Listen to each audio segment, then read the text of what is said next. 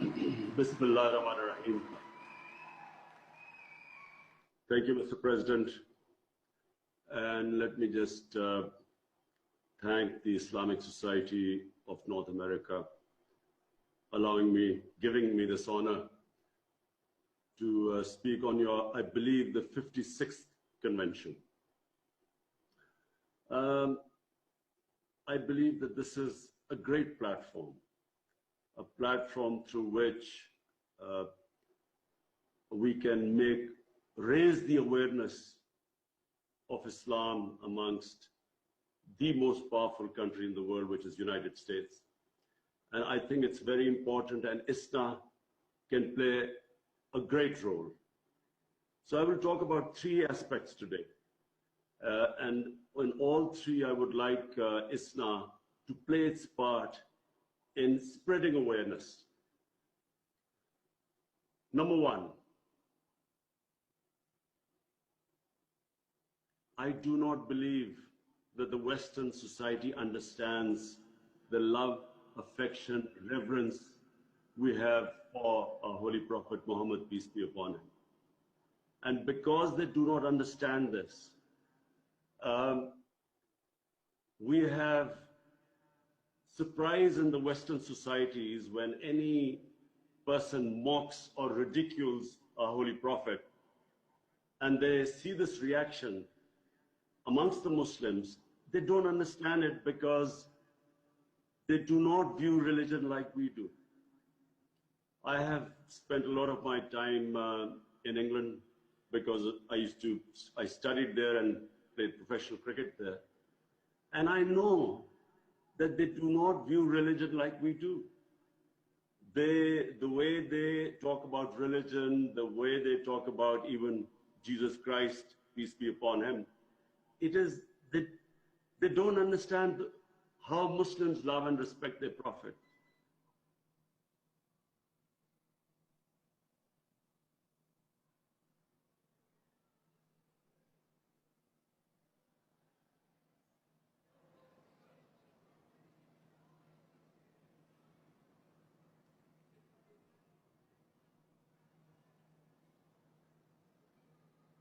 He feels about the Holocaust. The Jewish community has made the world realize the sensitivity they have towards the way people talk about the Holocaust, and understandably, because it gives them pain. Similarly, the Muslim community must make them realize in the Western countries that how much it affects us when our Prophet is ridiculed, or like when Salman Rushdie, and it all started with that, when he wrote the satanic verses, mocking our Prophet. And the West could not understand the reaction. So if we sensitize them about our feelings, our love, affection for our Prophet, and this will create a better understanding that you cannot use freedom of speech. You cannot use that to hurt the sentiments of 1.3 billion people. My second point is about Islamophobia. Now, what the Western countries must realize, that there is only one Islam, and that is the Islam of Prophet, peace be upon him. Like in every human community, they are moderates, they are radicals, they are intellectuals, and they are extremes. Same in the Muslim community. But there is only one Islam. So when terms like Islamic terrorism are used, unfortunately, this creates what I believe one of the main reasons it creates Islamophobia.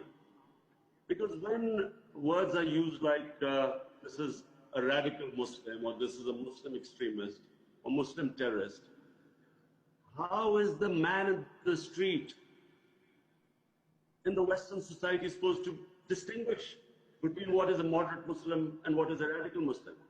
So the whole Muslim community gets tainted by that. And so every Muslim becomes suspect. And then you have people like the gunman who walks into a mosque and shoots Muslims because he can't distinguish. He feels that all Muslims are terrorists. We must work at this. We have to de-link terrorism with Islam. Terrorism has nothing to do with Islam or any other religion. Suicide attacks have been blamed on Islam for some this myth that Muslims blow themselves up because they'll go to heavens and they'll have this virgins, this whole bit. The Hindu Tamil Tigers before 9/11 were responsible for 70% of suicide attacks. But no one blamed Hinduism for it. Before that, the Japanese kamikaze pilots, they did suicide attacks, but no one blamed their religion. So terrorism has nothing to do with religion. It has to be delinked. Terrorism, the roots of terrorism lie in politics. Religion, all religions, the fundamental things they preach are compassion and justice. All religions. And we have to make people understand the difference between human societies, what religions say, and how human societies are. So if we concentrate on the worst, on the extremes of a human society, when I first went to England, there were these people called the skinheads. They would beat up people because of the color of the skin. So imagine if I went back and looked at society from the prism of what the skinheads did. Similarly, if what has happened since 9/11, any terrorism is related to Islam now. And this has done two things. One, it has created Islamophobia. What I'm talking about, these gunmen, Muslims being targeted. But secondly, it has delegitimized Muslim freedom struggles.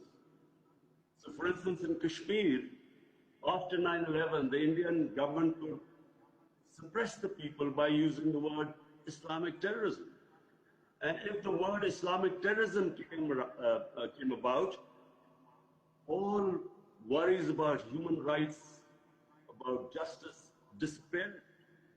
People in the Western countries, the moment a movement was labeled Islamic radicals or terrorism, that was it. The whole Western world would have cast a blind eye on it. They wouldn't talk about it. And so Muslims were crushed by governments using the word Islamic terrorism. My third thing, and this is probably the most serious thing which is confronting Muslims right now, and I'm talking about almost 200 million Muslims of India. You see, I also know Indian society. I have, through cricket, I have had love and affection in India. I know India, a lot of friendships in India. But what has happened in India right now needs to be told to the Western world. I'm trying my best. But from Islam's platform, you have to make a concerted effort to make people understand this phenomena which has taken over India. You have to make the Western societies understand RSS. RSS was created in 1925. RSS was inspired by the Nazi Party, by Hitler, by Mussolini. It was a fascist ideology which believed in Hindu supremacy. It believed in Hindu supremacy and at the same time was filled with hatred of Muslims. They blamed the centuries of Muslim rule in India for why the Hindu civilization couldn't reach its peak. It believed, as I said, in the racial supremacy of the Hindu civilization. It believed in ethnic cleansing of Muslims from India. It believed that India was only for Hindus. And this, if you read what the founding fathers of the RSS movement said, like Golwalkar, in this day and age, it is extremely easy for all of you to Google it. Just Google and find out the origins of RSS. Who were their founding fathers? Who were the role models of the founding fathers? What was their philosophy?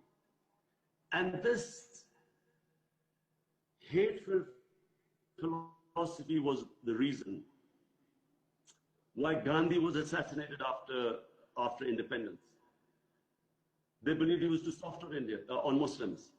Why Pakistan was created? The founder of Pakistan, Quaid-e-Azam Muhammad Ali Jinnah. The reason why he believed that Muslims would not get equal rights to citizenship in India was because he saw this ideology. It was Jinnah who was the first one who struck, and remember, Quaid-e-Azam Muhammad Ali Jinnah was considered an ambassador for Hindu-Muslim unity. He was above communalism. But when he saw that what this ideology was heading towards, he was the one who warned Muslims that the Hindus were wanting independence only for Hindus. The India they pictured was only for Hindus, and Muslims would be a second-class citizen. And I'm afraid that is what has happened in India. After recently this year, the elections won by the BJP, they have come back as a stronger force. And what the BJP philosophy is, I need to make you understand, because I believe that this is not something like Milosevic, Serbs and ethnic cleansing of Muslims in Bosnia. We are talking about 1 billion, a country of over 1 billion people with nuclear weapons, taken over by an extreme philosophy, ideology. What the Nazi party proved was that a small, highly organized, ideologically motivated group could actually take over the whole country. That is what has happened in India. An extreme ideology has taken over India. They do not consider minorities, and especially Muslims, as equals. Worse, this ideology was responsible for the massacre in Gujarat of Muslims. This ideology is responsible for lynching of Muslims, simply on a thing like acquisition of cow meat or cow slaughter.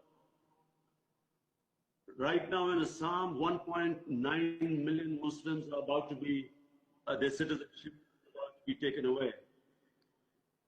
And it is this ideology that has put almost 9 million Muslims under curfew for 26 days in Kashmir.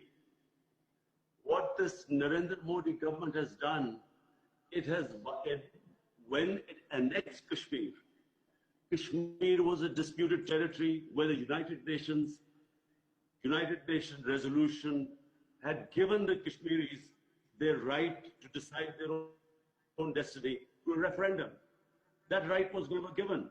But the UN resolution still stands, means that it was a disputed territory. The BJP government has annexed it. It's annulled its own constitution, Article 370, which gave the Kashmiris a special status. It's also annulled Article 335A of their constitution, which meant that you could not change the demography of Kashmir. But the BJP government's stated aim is that they want to change the demography, change a Muslim majority province into a Muslim minority province by bringing in settlers to come in and change the demography. This is a violation of the 4th Geneva Convention, Article 49. You cannot change the demography of an occupied land. But worse than that, they have cast aside the Supreme Court of India's judgment. The Jammu and Kashmir High Court judgment. What was promised to the people of Kashmir by Jawaharlal Nehru, their founding father? And again, I repeat, it's 26 days the people of Kashmir are under curfew. They have shut out all media, all internet, no news is coming out of there. We believe that what is happening in Kashmir is that RSS goons have been let loose amongst the population. We believe people are being picked up. What reports are coming out? Boys are they go into houses and pick up boys. 8,000 people so far have been put in prison. 4,000 people have been taken out of Kashmir. All their leaders have been put under arrest. Even the opposition leaders were not allowed to go inside Kashmir to see what is happening there. And that is what I want ISNA to do. Raise awareness. In the 21st century, this is happening. And this is happening, an ideology which openly states that they want to change the demography of the people of Kashmir, which openly states that the Muslims do not have the same rights in India as the Hindus. They have completely cast aside the secularism of Nehru and Gandhi. And I'm afraid this ideology is not going to stop here. I think they have let out of a genie out of a bottle. It's not going to go back in. This genie of hate, of Hindu supremacy. It's not just the Muslims who are going to be a threat. And I'm again, almost 200 million Muslims in India. What is going to happen to their future? It's also going to go after Christians. Already there have been attacks on the Christian churches. Christians have been tried to reconvert it into Hinduism. Dalits are not going to be spared. Soon Sikhs, the Sikh community, even they will suffer after a while. Even the Indians who do not agree with this ideology. The whole, as I repeat, the secular India concept, the plural India concept, everything is at threat. And Pakistan, we fear in Pakistan that we are not dealing with a rational government in India. As I repeat, an extreme ideology has taken over India. We believe, like it happened in February, when Indian soldiers were killed because a young 20-year-old boy got radicalized by the security forces. And remember, there are 900,000 security forces right now in Kashmir. 900,000. The human rights violations have been mentioned by the United Nations for the first time. So when a boy blew himself up, India blamed Pakistan. We immediately asked them, we said, if you give us any proofs that Pakistan was involved, we will take action. They sent us a dossier. But before the dossier arrived, they had sent their jets into Pakistan to bomb us. We feel that India will do this again to divert attention from what we fear will be bloodshed in Kashmir in order to oppress the people, subdue the people, kill their hunger for freedom, ethnically cleanse them, or change the demography. We believe that the sort of oppression they will do in Kashmir and already are doing, they will need to divert the world attention to Pakistan. And we believe that as they did in February, they will do some sort of an action, an attack in Pakistan. But now we're talking about two nuclear-armed countries face to face. So the consequences, this is no longer something like Rwanda or like Bosnia. We are talking, again, I repeat, 1 billion people, a country of 1 billion people with nuclear arms,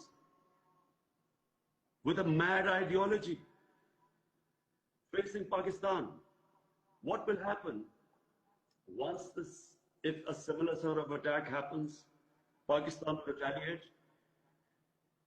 We, again, I repeat, and two nuclear armed countries face to face. That is why it is important for ISNA to play its role. I have asked the OICU to play its role. I'm going to raise this in the United Nations General Assembly. But you, as the largest Muslim body in North America, has a very important responsibility. You must make people aware of what is going on in India. This image of India so far of a land of peace, a land of gurus, of karma, a land where, of plural secular values, it is no longer that India anymore. The previous Home Minister of India, which was the Congress Home Minister, his public statement that in the RSS camps, terrorists are being trained. There are 4 million members of RSS. They are very similar to the Hitler brown shirts who went around terrorizing people. Judges, media, opposition, minorities. This is what is happening in India right now. Any opposition to this RSS ideology is quashed. So therefore, in conclusion, after repeating what I feel is your role, I would also like you to tell the world, what is the difference? I keep telling the world, what is the difference? In Medina, Riyasat, what was the sunnat of their holy prophet? How did the prophet treat the minorities? There was the constitution of Medina. There was the written covenant with St. Patrick's Church, which I believe still exists, where the prophet said that we will protect your places of worship till the day of judgment. The Holy Quran saying there's no coercion in religion. You can't force people into religion. We have a responsibility in the Quran to respect sacred entities of other religions. The famous incident of Hazrat Ali as Khalifa, as the head of state of Medina, he loses a case against a Jewish citizen. The court did not accept the testimony, apparently, the son of Hazrat Ali. Even now, you cannot picture this in the Western society where a minority wins a case against the head of state. But that shows that the status of minorities was equal.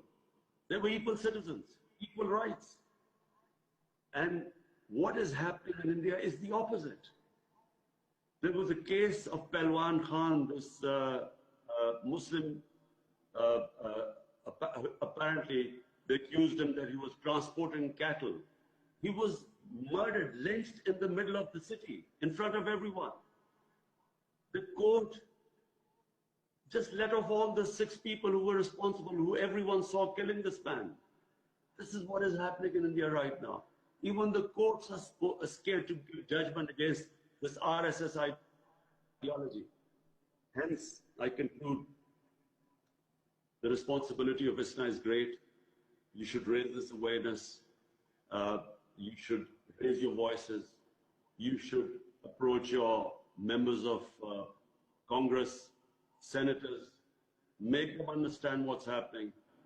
Meanwhile, I'm trying my best, as I've spoken to the head of states of Muslim countries. I made them understand that what we are dealing, I repeat, is an ideology. You can't reason with this. In India, and I repeat, India is at threat. All the people, intellectuals who oppose this, and I know India. People in India who are intelligent, educated, who believed in the Gandhi and Nehru secular values, do not agree with it. But there's an atmosphere of fear in India, especially after BJP won its second election. I again thank you very much for giving me this platform.